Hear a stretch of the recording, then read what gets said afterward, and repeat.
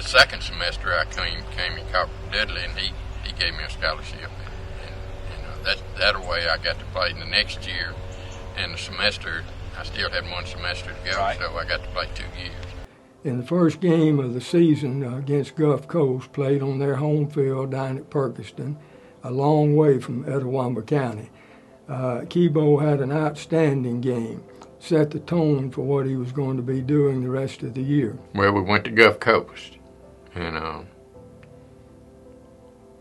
I run a punt back. 76 yards for a touchdown, and caught a pass reception, broke numerous tackles, and ran 60 yards for a touchdown. We had a heck of offense. Gann was a good quarterback, and John Willis was a good split end. Kebo Davis came in his first year at IJC. We had 40 freshmen, 5 sophomores, and Kebo came in to play offensive halfback and punt returner for the team. I was just a utility man. I could catch it or run it, not good, but a little bit. As the season went on, he had more and more outstanding games. He averaged over 100 yards in total combined pass receptions and rushing attempts for the year. He's the one who put the offense in. If we hadn't had him, we wouldn't have had the team we had. Because he knew offense and Dudley Miller knew defense. And we scored 74 points one ball game. As I understand, it still remains a record for the most points ever scored by an IJC football or ICC football team. Northeast, they didn't stand a chance. Coach Miller, we went on the field.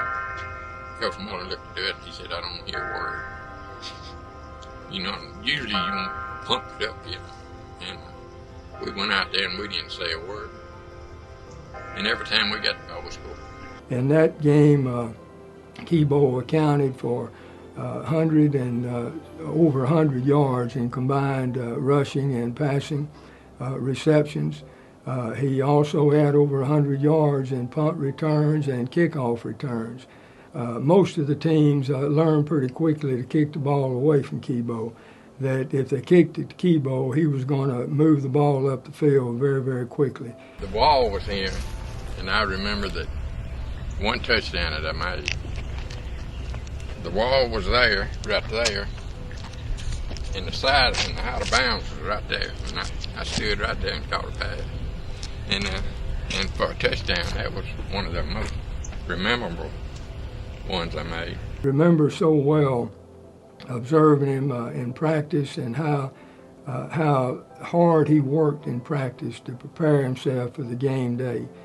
I remember how attentive he was in the sessions we would have. I would call the offense into my classroom when I was teaching and coaching here, and we would go over in-depth strategy for the coming week's game.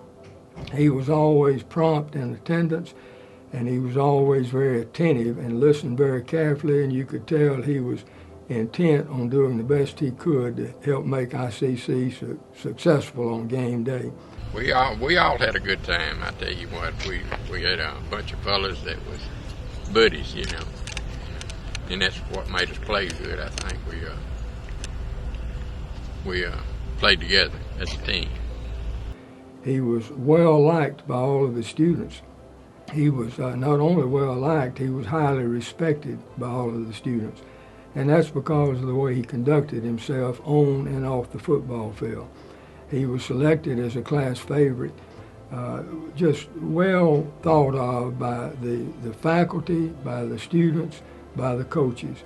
I am so thrilled that Kebo was selected to the Athletic Hall of Fame. I think he is very, very deserving. He's a great athlete, but he's also a great person. It means everything, I never really expected it, but it's just, I just really appreciate everything they did and said, because I know I couldn't be here if it wasn't for them.